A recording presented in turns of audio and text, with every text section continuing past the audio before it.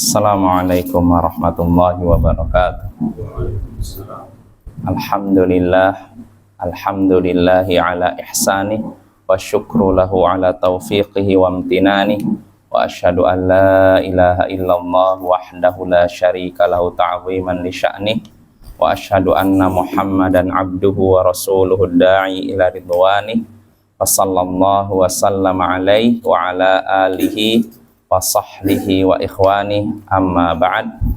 Ayol ikhwah wal akhwat, bapak-bapak dan ibu-ibu yang semoga dimuliakan oleh Allah, kita bertemu kembali di malam Kamis untuk mengkaji hadis-hadis dalam sebuah kitab yang namanya Al-Arba'una Haditsan fi Fadli La Ilaha Illallah. 40 hadis tentang keutamaan La Ilaha Illallah, yaitu kitab hadis yang disusun oleh seorang ulama kontemporer namanya Muhammad Marzuq Ad-Da'jani yang tinggal di Arab Saudi sana. Nah, pada pertemuan sebelumnya kita sudah memulai bab pertama dalam bab ini ya, dalam kitab ini.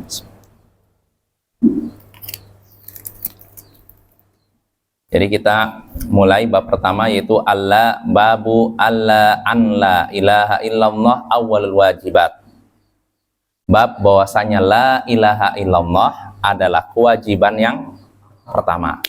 Kita sudah menyebutkan al-haditsul awal, hadis yang pertama yang disebutkan penulis, yaitu hadisnya dari Ibnu Abbas. Ya, secara ringkas Bapak, jadi nggak saya bacakan per kata lagi. Bahwasanya Rasulullah SAW mengutus Mu'adz bin Jabal ke Yaman. Lalu Nabi memberikan pesan, sesungguhnya engkau akan mendatangi kaum ahli kitab, yaitu Yahudi yang ada di Yaman. Maka hendaknya yang pertama kali engkau serukan kepada mereka, yaitu syahadat, kesaksian bahwa la ilaha illallah, tidak ada yang berhak disembah kecuali Allah. Inilah pertama kali yang hendaknya engkau serukan kepada mereka, engkau ajarkan kepada mereka. Dalam suatu riwayat, ila an yuwahhidullah, hendaknya yang pertama kali engkau ajak yaitu agar mereka mengesahkan Allah. Artinya tauhid ini ya. Kalau mereka mau menaatimu untuk itu, mau mengesahkan Allah, maka kabarkanlah kepada mereka bahwa Allah telah mewajibkan kepada mereka salat 5 waktu sehari semalam. Kalau mereka juga mau menaatimu dalam hal demikian, mau sholat 5 waktu, maka kabarkanlah kepada mereka bahwa Allah telah mewajibkan kepada mereka zakat yang diambil dari orang-orang kaya di antara mereka, lalu dibagikan kepada orang-orang miskin di antara mereka. Fainhum ata'uka lidzalik fa iyyaka wa qara'ima amwalihim. Dan kalau ternyata mereka mau juga menaatimu, mau bayar zakat, maka hati-hatilah, jangan sampai engkau mengambil harta mereka yang berharga, wahai Mu'adz. Jadi kalau memang mereka mau bayar zakat, ya bagus, tapi jangan sampai engkau mengambil harta zakatnya dari harta mereka yang berharga ya. Wattaqi da'watal mazlum, itu perbuatan yang zalim. Dan kata Nabi, hati-hatilah dari doa orang yang terzalimi, fa innahu laisa bainaha wa bainallahi hijab.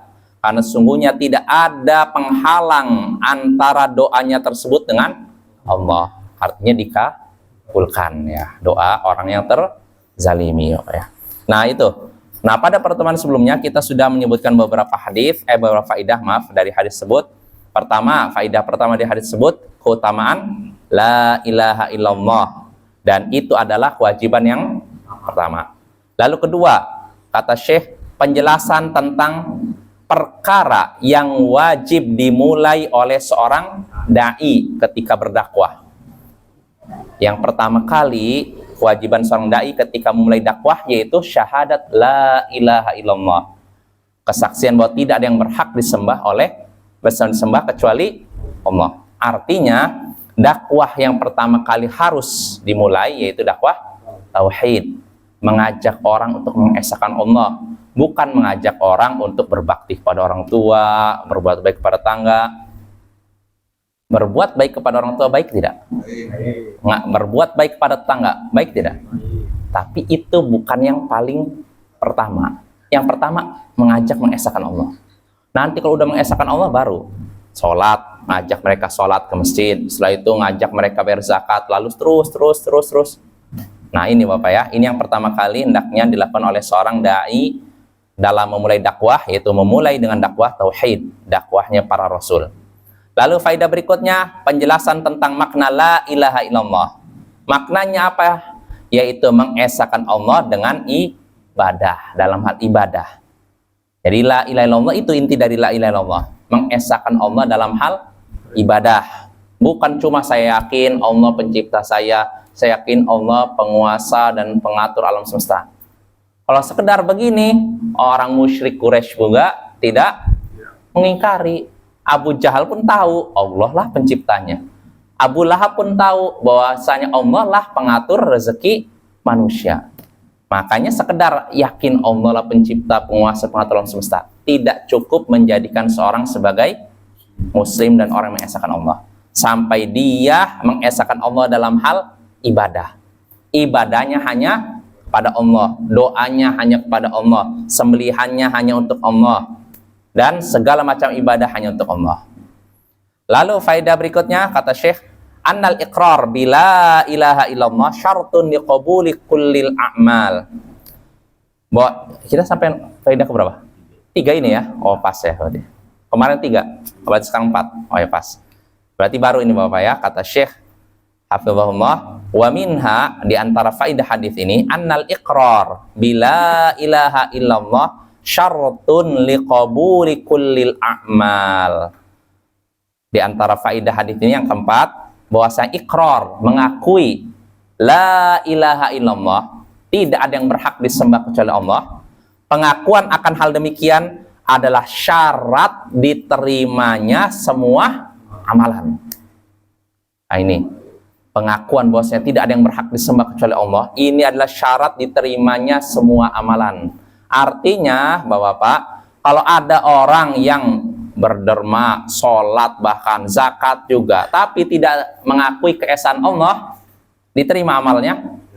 Ada. Ya Allah katakan dalam surat dalam Al-Quran, wa qadimna ila ma amilu min amalin faja'alnahu haba'an manthura. Kami menghadap amalan yang mereka lakukan, lalu kami jadikan amalan mereka seperti debu yang berterbangan. Maksudnya hilang, nggak dapat pahala, nggak dicatat sebagai pahala. Maka Bapak, orang kafir kadang dermawan, iya tidak?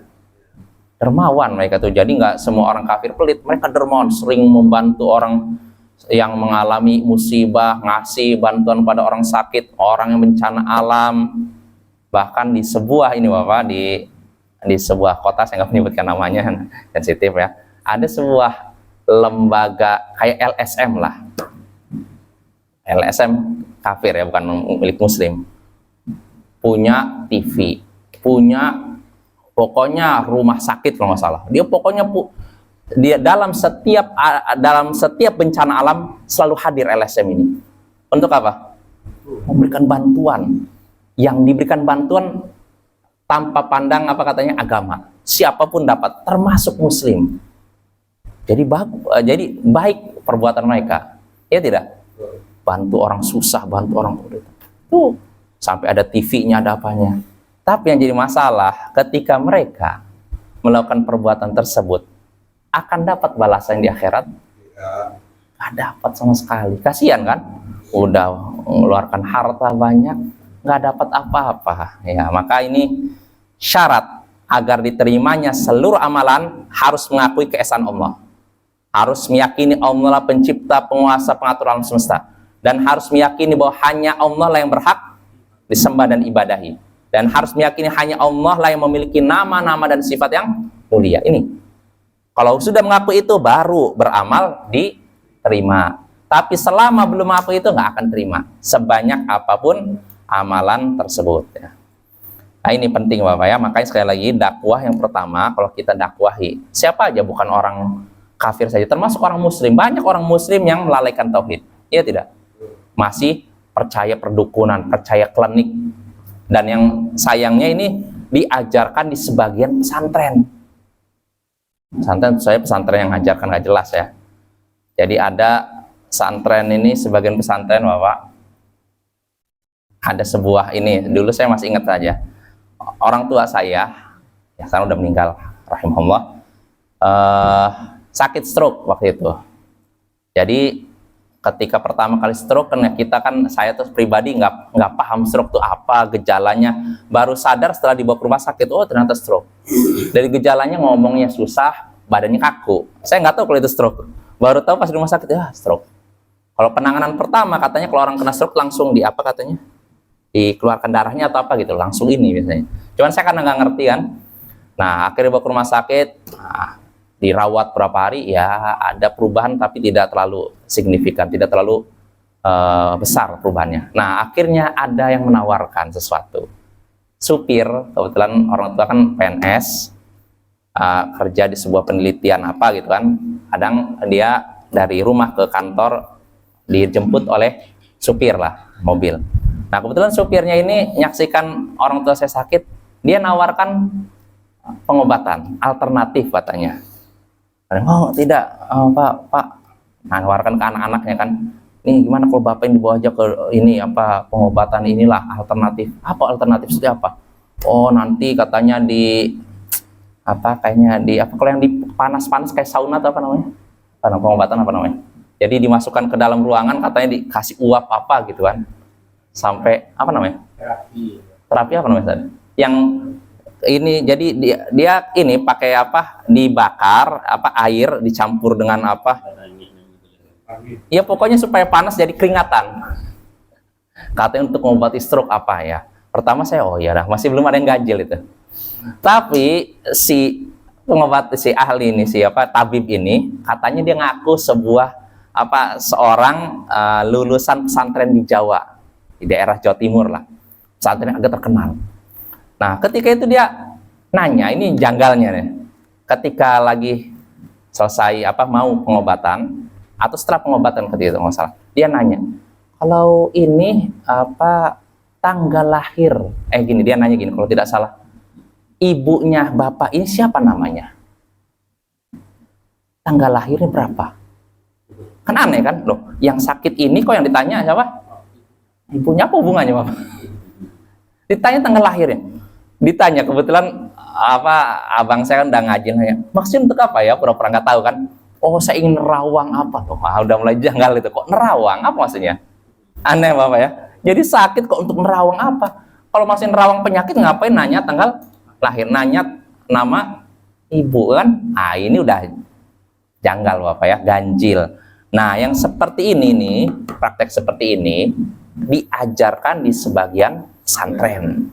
Nah makanya dakwah tauhid bukan cuma untuk orang-orang yang aslinya non muslim, enggak, yang muslim juga butuh, karena banyak diantara saudara-saudara kita yang terjatuh dalam perbuatan-perbuatan seperti itu, masih percaya klinik, perdukunan, rajah, susuk, ya tidak? Ya ini makanya pentingnya dakwah tauhid. Nah itu apa ya, makanya di sini kata Syekh di sini tadi, bahwasanya pengakuan bahwasanya la ilaha illallah, mengakui la ilaha illallah ini syarat terimanya seluruh amalan. Artinya dakwah tauhid ini harus diberikan kepada orang non muslim. Ketika kita mau dakwah kepada orang-orang non muslim, ajarkan pertama masalah apa? Tauhid. Loh bagaimana dengan orang muslim? Muslim kalau memang dia lalai tauhid, sama juga lalai tentang tauhid, nggak ngerti tentang tauhid, nggak ngerti tentang syirik. Nah ini perlu diajarkan juga ya. Jadi Bapak, dakwah tauhid bukan cuma berlaku kepada orang kafir, orang muslim juga masih perlu. Banyak orang muslim yang belum mengerti tentang tauhid Bapak ya.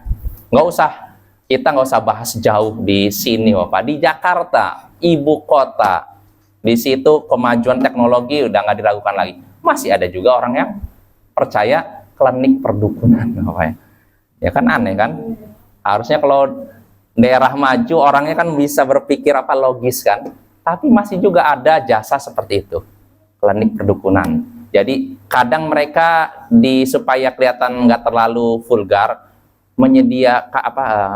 menyediakan jasa bekam, kadang gitu untuk menutupi ininya, mereka menutupi dengan bekam dan semacamnya. Bekam ini sunnah Bapak ya, jasa bekam sunnah kan, sunnah Nabi. Tapi kadang sebagian orang yang percaya klinik perdukunan, untuk menutupi praktek mereka disertai dengan apa? Ditutupi dengan apa? Bekam, atau istilah mereka udah bekam, ruqyah.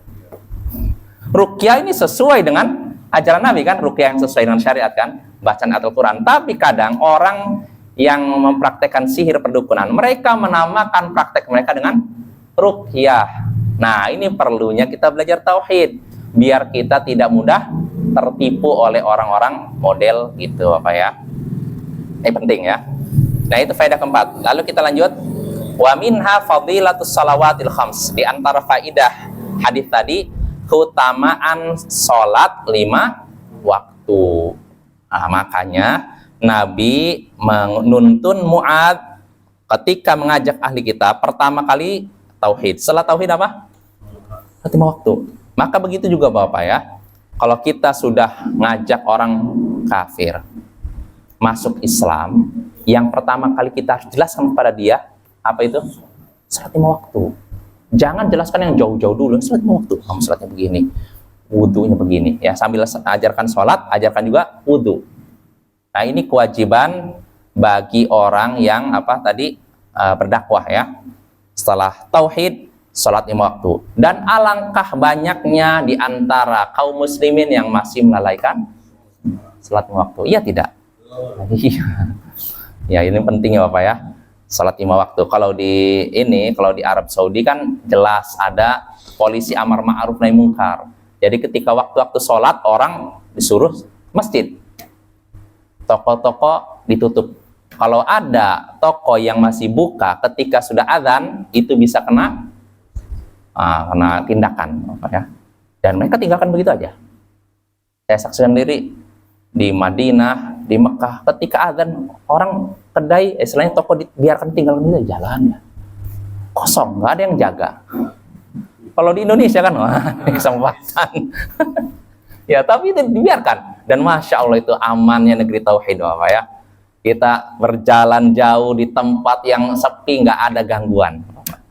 Yang seperti ini nggak terjadi di negara-negara lain. Kalau di Amerika, menurut Dr. Zakir Naik itu, dalam hitungan berapa menit terjadi satu pemerkosaan.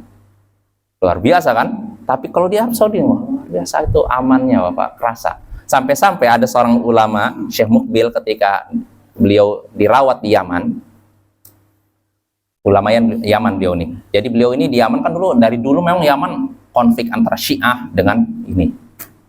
Dari dulu udah bergolak. Sekarang lebih parah lagi ya. Walaupun dakwah Ahlussunnah udah tersebar, tapi Syiah pun masih punya akar di situ.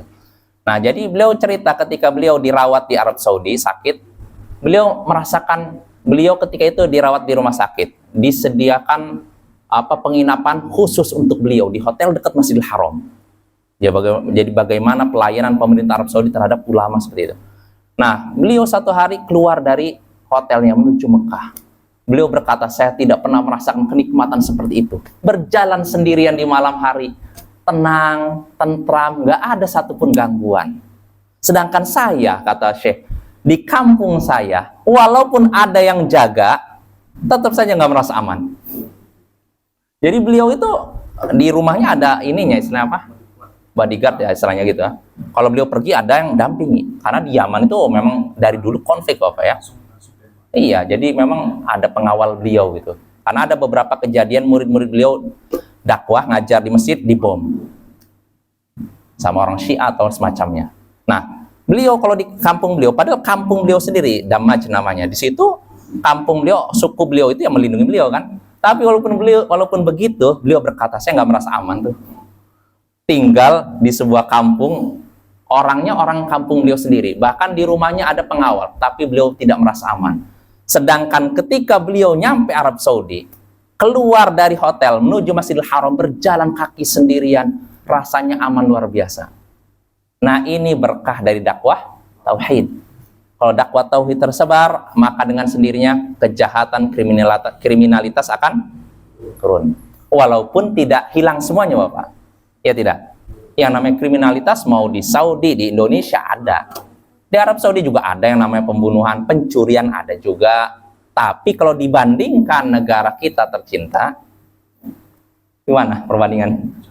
Sangat jauh tentu saja Bapak ya. Itu berkah dakwah tauhid, berkah menerapkan syariat Islam. Jadi ketika suatu negara menerapkan syariat Islam, menebarkan dakwah tauhid, negaranya akan aman. Maka Bapak-bapak, kalau kita ingin negara kita aman, sentosa, sejahtera, maka hendaknya kita menebarkan dakwah tauhid di tengah masyarakat kita. Kalau masyarakatnya sudah mengesahkan Allah, Allah nggak akan menyengsarakan mereka. Ya tidak? Tapi kalau masyarakatnya masih nyembelih ayam untuk jin, menempati rumah baru, nyembelih dulu ayam untuk jin, cucurkan dulu. Mau pergi ke laut, nah, supaya botnya aman ya, sembelih dulu ayam, cucurkan. Masa yang kayak gini akan dilindungi oleh Allah? Ya kan? Bagaimana Allah akan meridhoi, memberikan kemakmuran, ketentraman kepada hambanya kalau hambanya durhaka kepadanya? Bahkan kedurhakannya yang sangat parah, yaitu apa? Syirik, Bapak ya. Maka begitu Bapak ya. Jadi hendaknya kita dakwah pertama tauhid, lalu berikutnya ajar tentang sholat. Sholat 5 waktu. Masih banyak masyarakat kita yang melalaikan sholat 5 waktu. Bahkan sebagian masyarakat kita nganggap kalau ada orang berzina, dosanya lebih parah daripada meninggalkan sholat. Nah, ini cara pandang yang sangat keliru, Bapak ya. Para ulama sepakat, dinukil oleh Imam Ibnu Qayyim dalam Hukmus Salat wa Ahkamus Salat wa Tarikuha, ya, wa Tarikiha. Para ulama sepakat meninggalkan satu sholat 5 waktu dosanya lebih besar daripada berzina, mencuri, dan dosa besar lainnya. Ini sholat 5, satu sholat. Maka bagaimana kalau 2 sholat, 3 sholat, 5 sholat? Ya, maka kalau ada orang misalkan di masyarakat kita nih, ada seorang ayah menggauli anaknya sendiri, ini dosa besar nggak? Besar sekali. Kalau ada kasus seperti ini, diusir kan? Oh, ini anak, orang tua nggak tahu diri, anak sendiri usir. Oh, ya dosa besar. Tapi kalau menyaksikan ada orang tidak sholat asar, oh biasa aja. Ya kan? Nah, ini menunjukkan masyarakat kita belum mengerti tentang tauhid dan belum mengerti tentang agama yang sebenarnya. Padahal dosa meninggalkan satu sholat lebih besar dari dosa-dosa besar lainnya. Maka ini Bapak, tugas kita semua, bukan semua ustadz ya, semua kita sebarkanlah ilmu semampu kita. Mungkin ada di antara saudara kita yang melalaikan sholat 5 waktu, jelaskan ini, mudah-mudahan sadar. Ya, karena nggak tahu, bisa jadi Bapak karena nggak tahu, nggak paham, anggap kalau dosa zina, memperkosa lebih besar daripada dosa meninggalkan sholat subuh. Sebagian orang kayak gitu. Padahal sholat itu pondasi, ya kan? Kalau misalkan pondasinya itu tidak ada, tiang agama. Kalau sebuah bangunan tiangnya tidak ada, akan apa? Nah, itu pula Islam seorang ya. Nah, itu faidah kelima. Lalu berikutnya Syekh menyebutkan wa minha, di antara faidah berikutnya fadilatuz zakah, keutamaan zakat ya.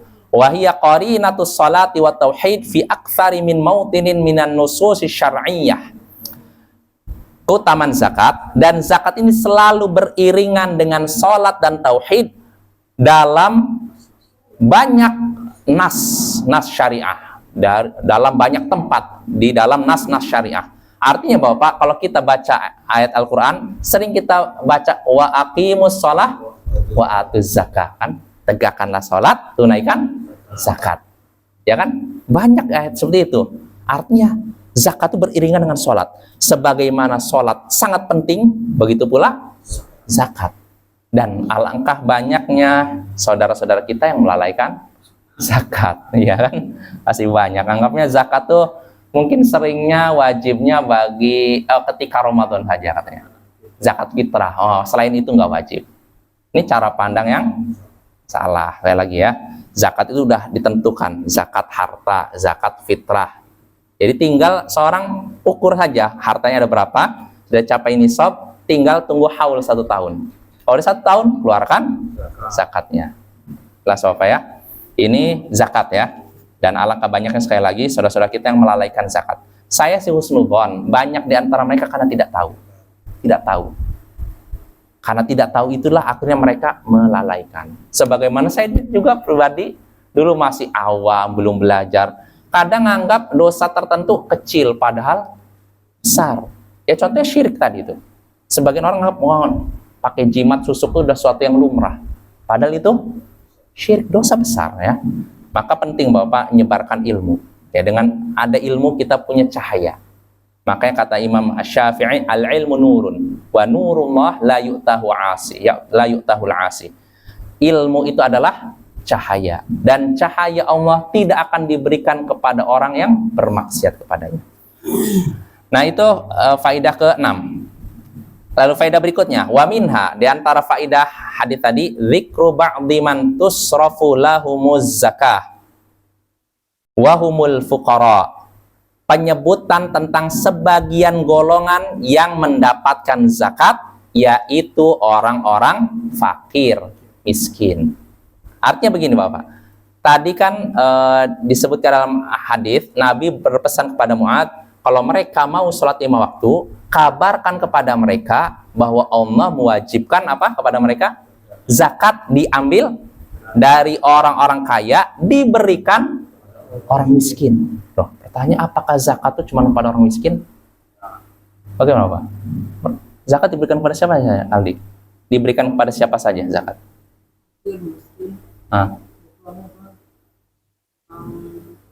Allah sebutkan dalam surat At-Taubah, innamas shadaqatu lil fuqara. Sesungguhnya zakat untuk lil fuqara. Fuqara artinya apa?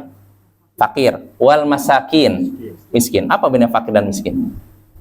Kalau fakir itu lebih susah daripada orang miskin. Oh, miskin tidak terlalu susah daripada fakir. Gitu definisinya. Enggak, definisinya begitu. Fakir itu artinya orang yang tidak punya penghasilan dan tidak mencukupi. Sedangkan miskin punya penghasilan tapi tidak cukup. Berarti yang lebih parah mana? Fakir ya. Wal amilina 'alaiha. Amil zakat. Nah, amil zakat Bapak berhak dapat zakat. Kenapa kira-kira? Dia sibuk ngurus zakat. Gimana kalau misalkan dia nggak ngurus zakat?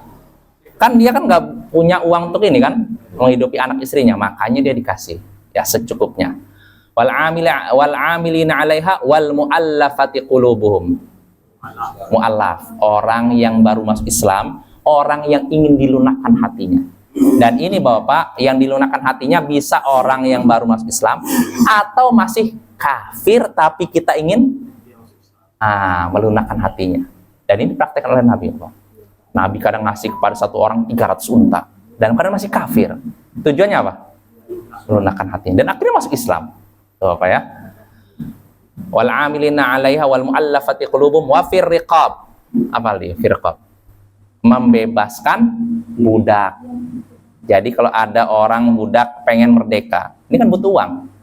Dia nanti bayar kepada majikannya. Maka dari zakat diberikan kepada itu. Fir riqab wal gharimin. Orang yang terlilit utang, ini juga berhak dapat zakat. Wal gharimin wal amilina 'alaihi wal muallafati qulubuhum wa fi riqab wal gharimin wa fi sabilillah. Apa fi sabilillah?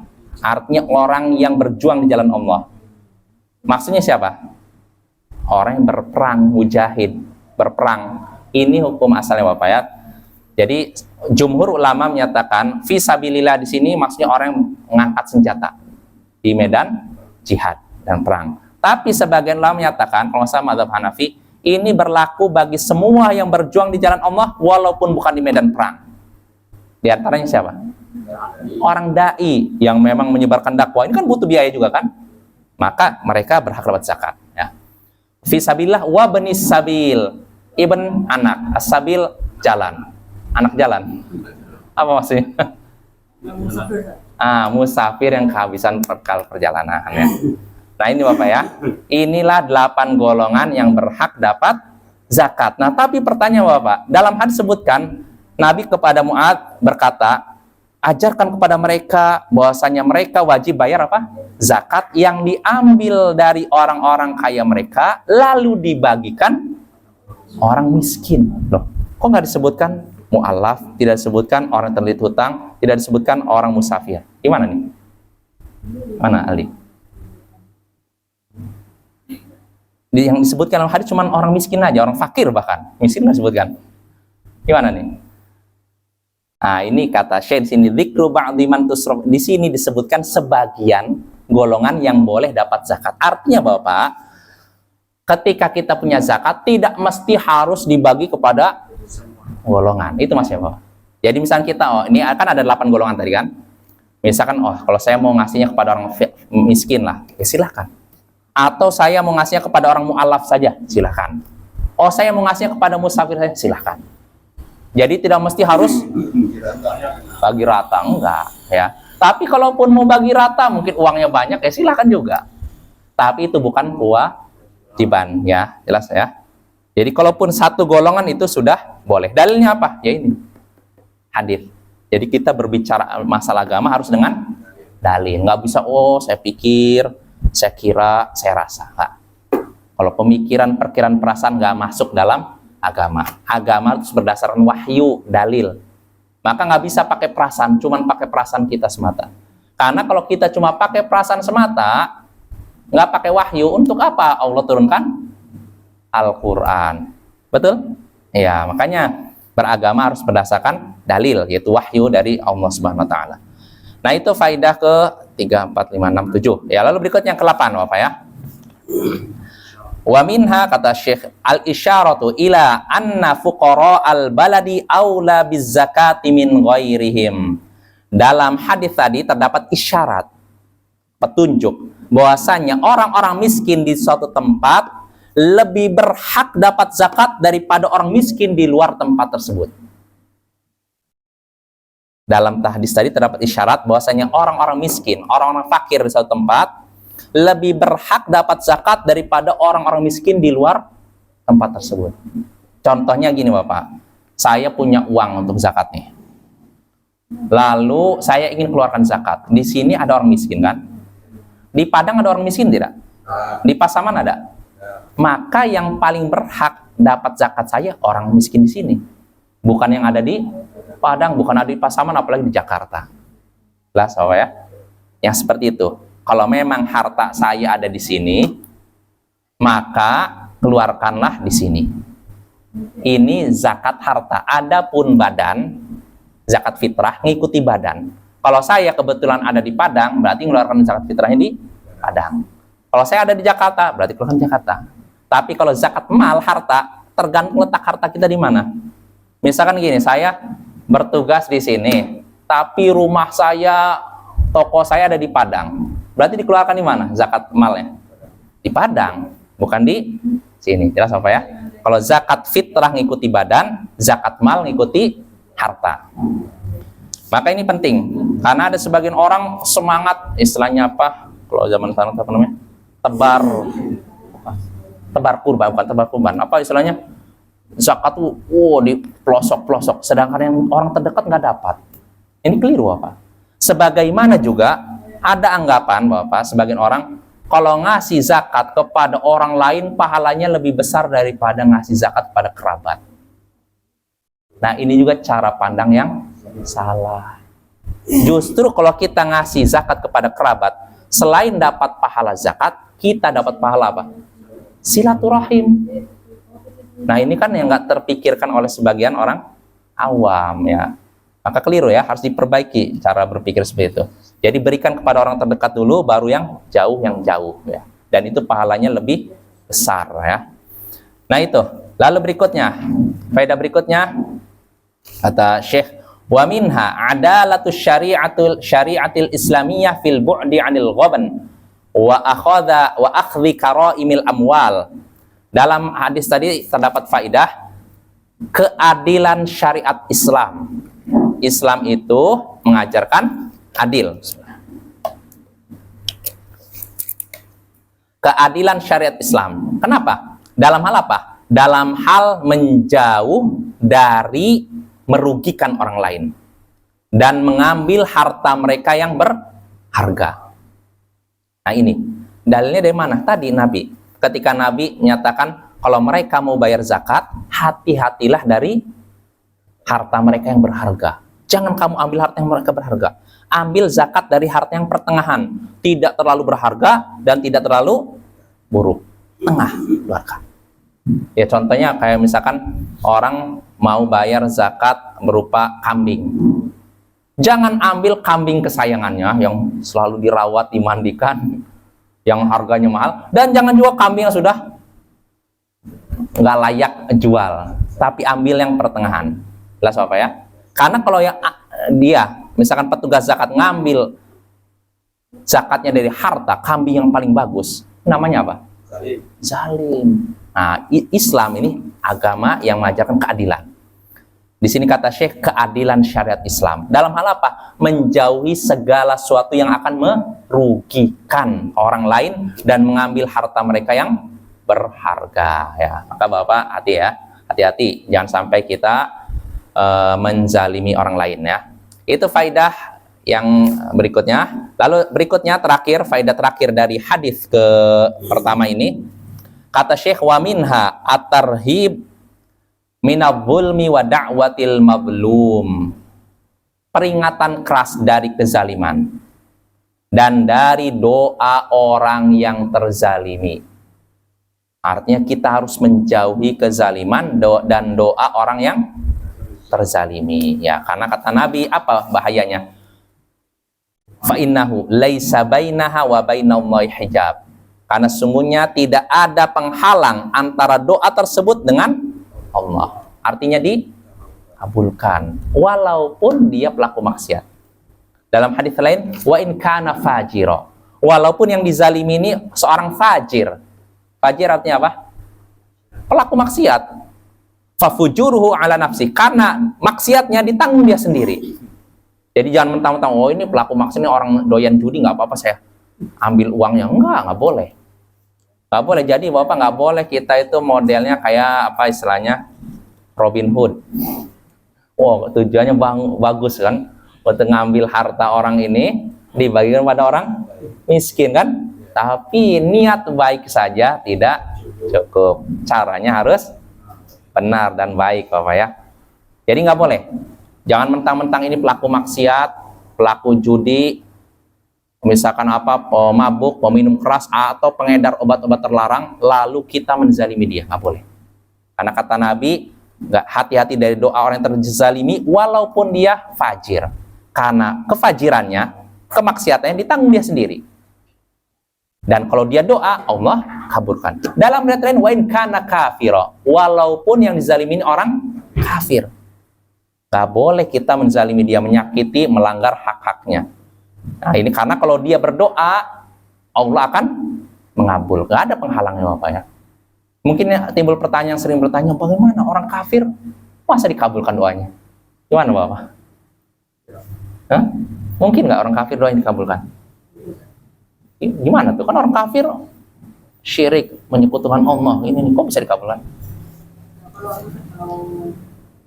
Kalau dia berdoa ikhlas, kalau dia berdoa kepada Allah, iya, kalau dia berdoa dengan ikhlas Bapak, dia lupa dengan sembahannya, dia ingat Allah saja. Ya Allah, dia sudah menyakiti saya, dia sudah merampas tanah saya, jadikan dia tersiksa ya Allah. Allah kabulkan. Kalau memang dia doanya hanya kepada Allah. Dan itulah yang terjadi pada orang-orang musyrik zaman dahulu. Jadi orang musyrik zaman dahulu Bapak, mereka Allah sebutkan, fa idza raqibu fil fulki da'u Allah mukhlishina lahuddin falamma najjahum ilal barri idza hum yusyrikun. Orang-orang musyrik zaman jahiliyah, kalau mereka naik kapal lalu digoncang badai, mereka berdoa kepada Allah dengan ikhlas.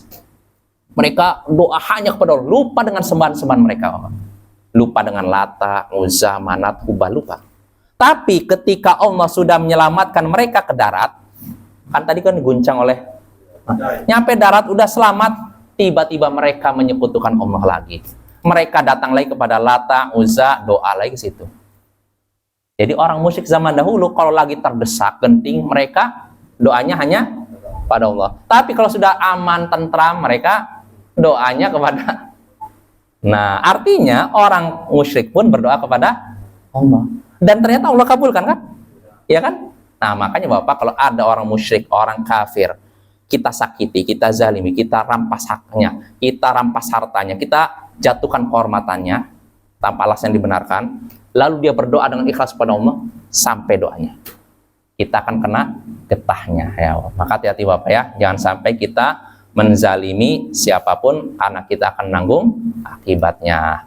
Ya mungkin itu saja dari saya. Berarti kita sudah selesai dari bab pertama, dan besok kita akan masuk pertemuan berikutnya kita masuk bab kedua, yaitu babud da'wati ila la ilaha illallah wa annaha sabilul falah.